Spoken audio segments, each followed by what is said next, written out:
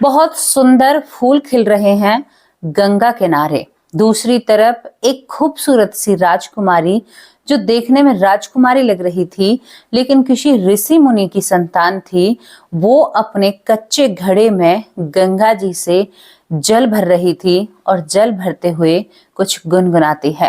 तभी इस महिला यानी इस लड़की, खूबसूरत सी लड़की के कानों में आवाज पड़ती है और आवाज जब पड़ती है तो ये छुप कर कुछ फूलों की पत्तियां या फूल खड़े हुए थे उनके पीछे छुप जाती है।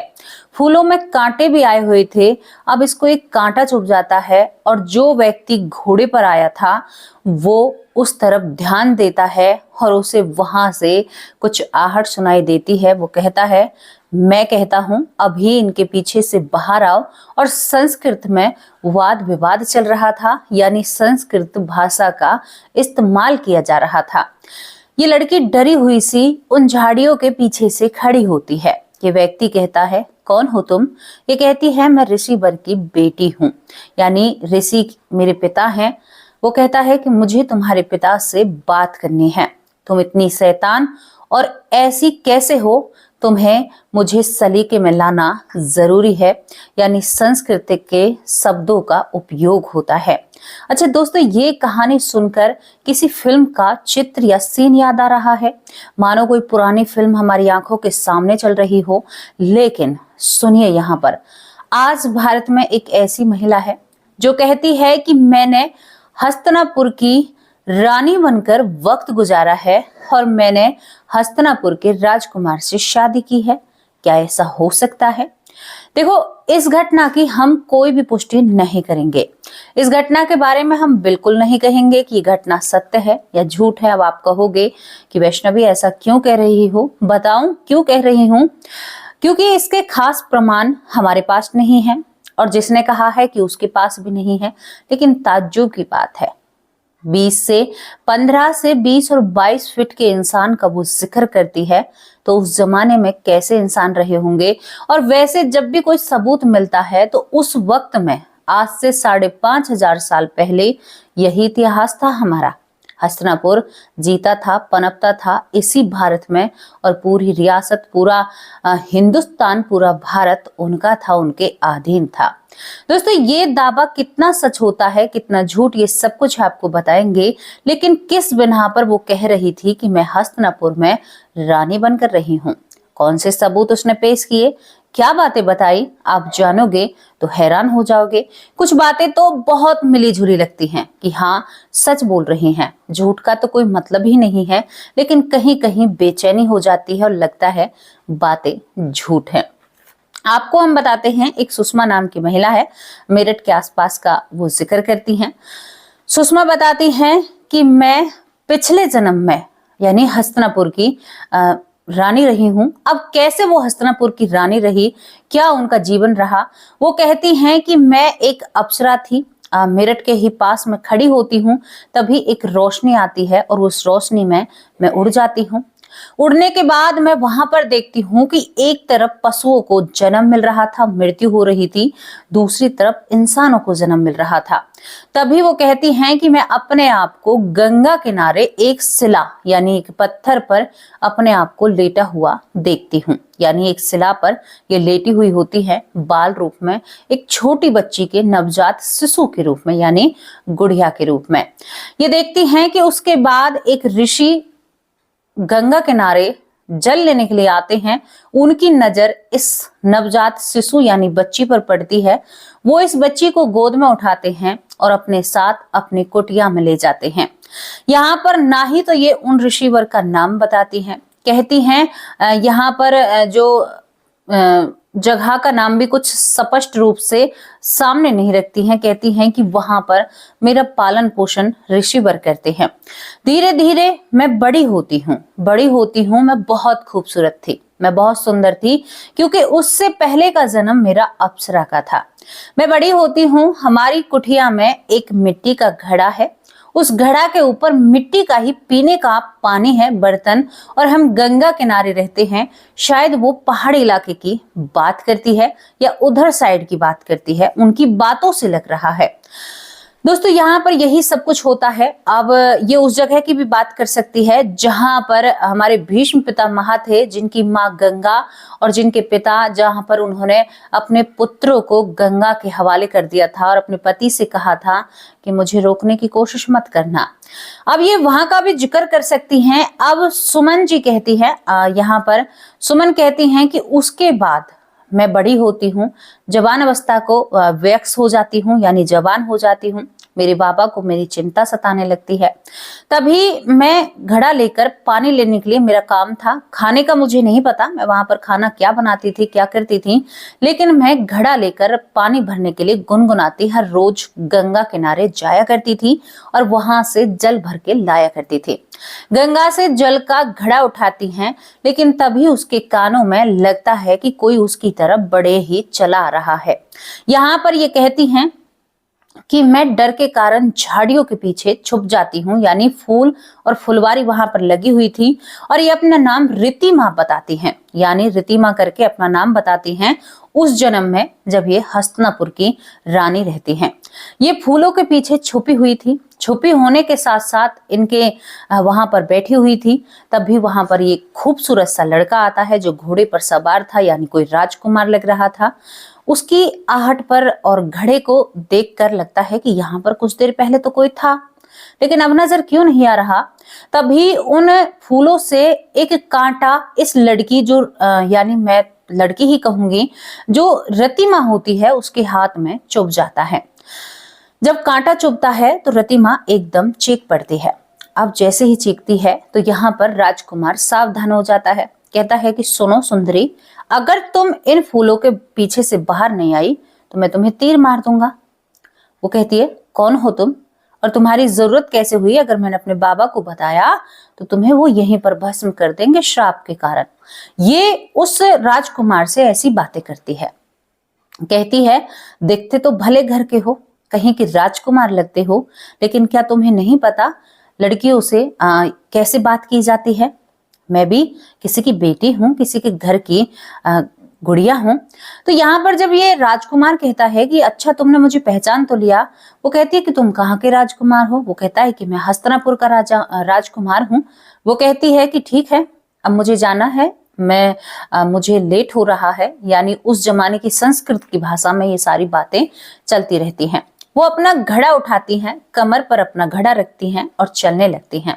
यहाँ पर राजकुमार इस पर, जो रतिमा होता है, इस पर मोहित हो जाता है। कहता है कि तुम बहुत खूबसूरत हो। अब वो एक बात बनाते हैं, कहते हैं कि रुको नादान लड़की, तुमने मेरा अपमान किया है। वो कहती है, अच्छा भला जी, हमने आपका अपमान कहाँ कर दिया, हम तो आपसे छुप रहे थे। वो कहता है राजकुमार कि ये मेरा अपमान ही है। उस राजकुमार का नाम नहीं पता था रतिमा को। वो कहता है कि मैं तुम्हारे बाबा से मिलना चाहता हूँ और तुम्हें मुझसे माफी मांगनी होगी। रतिमा जिद पड़ जाती है, क्यों माफी मांगू? जब मेरी गलती ही नहीं है तो मैं आपसे माफी कैसे मांग सकती हूँ? दोस्तों यहाँ पर वो घोड़े के साथ साथ रतिमा के साथ चलता है। वो कहती है कि मेरे बाबा न्याय करते हैं और आपके कहने या न कहने से कोई फर्क नहीं पड़ेगा, वो अपनी बेटी की बात सुनेंगे। कुटिया में जब ये दोनों ही पहुंचते हैं तो वहां पर जाते ही ये राजकुमार इस संत से, यानी जो ऋषिवर होते हैं, कहते हैं कि आपकी पुत्री का हाथ चाहिए मुझे, मैं इनसे विवाह करना चाहता हूं। ये बात सुनकर जो ऋषिवर होते हैं वो कहते हैं कि आपका ही इंतजार था, मानो इन चीजों की भविष्यवाणी हुई पड़ी थी। यहाँ पर से बहुत अच्छी तरह से विवाह किया जाता है। अब अच्छी तरह से क्या था, कुटिया में रहना था, अपनी बेटी का हाथ सौंप दिया जाता है। ये लेकर हस्तिनापुर रतिमा को पहुंच जाते हैं। रतिमा हस्तिनापुर में प्रवेश करती है। वहां पर बड़े ही रंगल मंगल, बहुत ऊंचे ऊंचे महल और दुमहल और बहुत ही वहां पर खुशियां थी। अब ये हाइट का जो जिक्र करती है, 15 से 20 फुट की हाइट का जिक्र करती है, तो बहुत ज्यादा होती है। आज तो हमारी छत भी इतनी ऊंची नहीं है जितने ऊंचे वक्त का ये जिक्र कर रही थे। दोस्तों इसके बाद ये वहां पर रहती हैं। रहते रहते इन्हें वक्त बीतता है। वक्त के साथ साथ जो जो वक्त निकल रहा था, इसके और राजकुमार के बीच में दूरियां आने लगती हैं, रतिमा और राजकुमार के बीच में। तभी रतिमा अपने आप को देखती है कि वो एक जंगल में है और दोबारा से कुटिया भरा जीवन जी रही है, क्योंकि उसका जो पति है उसने 2 अन्य शादियां और की हैं और जो 2 हैं वो उससे छोटी हैं। अब रतिमा को ये समझ में नहीं आ रहा कि ये मेरी सौतन है या वैसे ही कोई जैसे काम करने वाली होती हैं। ये बताती हैं कुछ वक्त मेरा महलों में बीता, उससे बाद कुछ वक्त मेरा जंगल में बीता, जहां पर 2 और मेरे साथ लड़कियां होती हैं जो मुझसे छोटी होती हैं। अब लड़कियां क्या कहूं, उसके बाद हम सभी तपस्या करने के लिए वन में आते हैं और शायद यहीं पर हमारे जीवन का अंत होना था। लेकिन उसके बाद मेरे और राजकुमार के बीच में दूरियां आने लगती हैं। दूरियां इतनी ज्यादा होती हैं कि राजकुमार ने उन 2 महिलाओं के पीछे मुझे बिल्कुल अपने आप से दूर कर दिया था। यहाँ पर ये बताते हैं, रतिमा बताती है कि मैं छोड़कर अपने बाबा के पास चली जाती हूँ, यानी ऋषिवर के पास चली जाती हूँ इनसे नाराज होकर। जब मैं वहां पर जाती हूँ नाराज होकर, तो वहां पर मेरे बाबा कहते हैं कि बेटा तुमने ये सही नहीं किया। अपने पति का घर अपने पति का घर होता है, चाहे वो झोपड़ी में रहे चाहे वो महलों में रहे। अब कुछ दिन रतिमा अपने बाबा के साथ रहती है, लेकिन ऋषिवर भी इस दुनिया से चले जाते हैं। अब रतिमा अकेली उस कुटिया में कैसे रहे, वो भी प्राण छोड़ देते हैं। अब रतिमा भागकर जाती है और अपने पति के पास जाती है। वहां पर जाकर देखती है कि सब कुछ नष्ट हो चुका था। जिस जंगल में कुटिया थी वहां पर उसके पति बच रहा था। जो लड़कियां महिलाएं उससे छोटी उम्र की थी, पता नहीं उनके प्राण कैसे निकल गए। उसके बाद कुछ दिन वो अपने पति के साथ रहती है, लेकिन पति ठीक से बात नहीं करता जो राजकुमार होता है, और उसके बाद उसकी भी मृत्यु हो जाती है, राजकुमार की भी। फिर वो अपने आप को देखती हैं, वो कहती हैं कि उसके बाद मैं भी देह त्याग देती हूँ, और उसके बाद का जीवन वो बताती हैं कि मैं फिर जन्म लेती हूँ। जन्म लेने के बाद फिर मैं मनसा देवी के पहाड़ों में तपस्या करती हूँ, क्योंकि मुझे आदेश मिला था और मुझसे कहा गया था कि ओम नमः शिवाय का जाप तुम्हें करना है, और जब तक तुम्हें आकाशवाणी होकर कोई आदेश ना मिले तब तक तुम कोई तपस्या में विलीन रहोगी।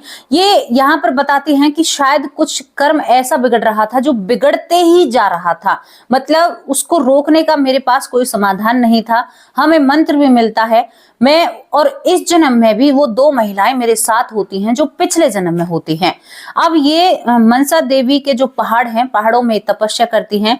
वो कहती है कि इसके बाद के जीवन मुझे याद नहीं है। पहाड़ों में भी एक पुरुष आते हैं जो इस जन्म में मेरे पति हैं, और वहां पर ऋषिवर होते हैं। उन्होंने कहा कि अब यही तुम्हारे साथ रहेंगे और ये तुम्हारे पति बनकर आएंगे, लेकिन जो बीच का वक्त था 5,500 साल, वो मुझे नहीं पता वो साल कहाँ चले गए। हमने कई सालों तक तो तपस्या की थी, उसके बाद का जीवन मुझे बिल्कुल भी याद नहीं है। इस व्यक्ति को मेरे लिए चुना गया था, और आज वो सुषमा यानी सुमन, सुषमा 2 तरह के नामों से उनसे बुलाया जाता है। वो कहती हैं कि आज वो मेरे पति हैं, और मैं हैरान हूँ, अचंभित हूँ कि मैं एक इतने सुनहरे जीवन के साथ थी, लेकिन मैं कहां से कहां आ गई अब मुझे समझ में नहीं आता। केवल भगवान के चरण में मैंने अपना जीवन झोंक दिया है। अब जो वो करेंगे वो करेंगे। कुछ ना कुछ तो ऐसा हुआ है जो वो एक आम इंसान के रूप में रह रही हैं, जीवन काट रही हैं। हालांकि ऐसा नहीं है, कई बार भगवान भी आम इंसान के रूप में ही जीवन काट कर जाते हैं। अब क्या कहोगे सुषमा के बारे में? इस कहानी के बारे में तथ्य ज्यादा नहीं है, जानकारियां ज्यादा नहीं है। अब मैं किस बिना पर आपसे कह दूं कि ये घटना सत्य है? एक महिला की ये खुद की व्यक्तिगत राय है, यानी कोई शोध इस पर नहीं हुआ है, कोई रिसर्च इस पर नहीं हुई है। जहां पर ज्यादा ऐसी चीजें हो जाती हैं वहां पर हम आप लोगों को स्पष्ट रूप में बता देते हैं कि भाई इस पर शोध हुई है, रिसर्च हुई है, इसके बारे में कागजात हैं। हालांकि कुछ डॉक्यूमेंट्स यानी कुछ कागज मेरे पास नहीं होते हैं किसी कारण बस, लेकिन मैं ज्यादा से ज्यादा आपको फोटो भी दिखाती हूँ, कोशिश भी करती हूँ, लेकिन हर वीडियो में नहीं हो पाता है। तो यहाँ पर सुषमा के बारे में कोई भी जानकारी नहीं है मेरे पास, तो मैं आपसे केवल मैंने उनको देखा है और उनकी बातों को सुना है और उनकी बातों को आपके सामने रखा है आप लोगों की राय जानने के लिए। वो कहती हैं कि मैं राजकुमारी बनी थी, राजकुमार की रानी बनी थी, हस्तिनापुर की रानी बनी थी। 2 चीजें मुझको उनकी सत्य लगती हैं। एक तो 15 से 20 फुट के व्यक्तियों का जो वो जिक्र करती है, सच में ही हस्तिनापुर का जब राज रहा, यानी हस्तिनापुर जब पनपा, एक बहुत बड़ी रियासत थी आज के युग के हिसाब से बोलूं। और जब ये लोग ज्यादा आर्य मतलब ये लोग जब ज्यादा जमीन पर बढ़ जाते हैं, तभी कान्हा जी इस युद्ध का यानी श्री कृष्ण भगवान आरंभ करते हैं। ये उनकी ही लीला थी। तभी तो धरती से बड़े बड़े वीर योद्धा इस महाभारत के युद्ध में समाप्त हो चुके थे। इस युद्ध को बनाया ही इसलिए गया था। गांधार नरेश, अफगानिस्तान, अमेरिका, जो भी आपके हैं, ये सब आकर भारत के, अब बहुत लोग कहते हैं कि भाई ओशो का भी एक डायलॉग है, और बहुत ही, आज एक भाई मुझसे अटक रहा था, सुबह से ही अटक रहा था, मैंने उनकी बातों को छोड़ दिया, चलो कोई बात नहीं। हालांकि वो मुझे लगते हैं कि खुद एक शायद पंडित है, मुझे नहीं पता। अब यहाँ पर ये कहा जाता है कि भाई अगर कुरुक्षेत्र में युद्ध हुआ था तो इतने से उसमें वो लाशें कहाँ गई। आप सभी को पता है कि हमारे यहाँ पर परंपरा है, व्यक्ति को मरने के बाद अग्नि में समर्पित कर दिया जाता है। कहते हैं जब हस्तिनापुर का युद्ध हुआ था, आसमान में 2-2 दिन तक सूरज नहीं निकलता था। पता है आपको, सूरज आसमान में दिखाई नहीं देता था, इतनी लाशें जलती थी हस्तिनापुर में, इतना सब कुछ बीतता था। ऐसा नहीं था कि एक ही सेना लड़ रही है, नहीं, आज ये टुकड़ी लड़ेगी तो कल वो आराम पर रहेगी। घायल सैनिकों को अलग रखा जाता था, युद्ध था भाई, कोई हंसी मजाक थोड़े ही था। तो जो सवाल करते हैं ना, थोड़ा सा चीजों को पढ़ा कीजिए, थोड़ा सा उनके बारे में जाना कीजिए, और आप सोचिए कि जहां पर इतना बड़ा विश्व युद्ध हो रहा है, क्या वहां पर व्यवस्थाएं कम होंगी? क्या व्यवस्थाएं कम करेंगे लोग? और जहां पर श्री हरि सेम युद्ध में साथ दे रहे हैं, वहां पर व्यवस्थाओं की क्या कमी? तो आप भी जानते हैं इस बात को। तो भैया हम तो पूरा मानते हैं, हम अपने इतिहास पर गर्व करते हैं। हम गर्व करते हैं कि हस्तिनापुर जैसा राज्य, हस्तिनापुर जैसा हमने, हमारे यहाँ पर हुआ जो कुछ है वो हम उनके ही तो हैं। तो ये कहानी झूठी हो या सच्ची हो, मैं इसको सच का बिल्कुल भी इसको सच की मोहर नहीं दे सकती, नहीं दे सकती, क्योंकि मैं लोगों के सामने बात करती हूँ, मैं आपको अंधेरे में नहीं रख सकती, ये मेरी जिम्मेदारी है।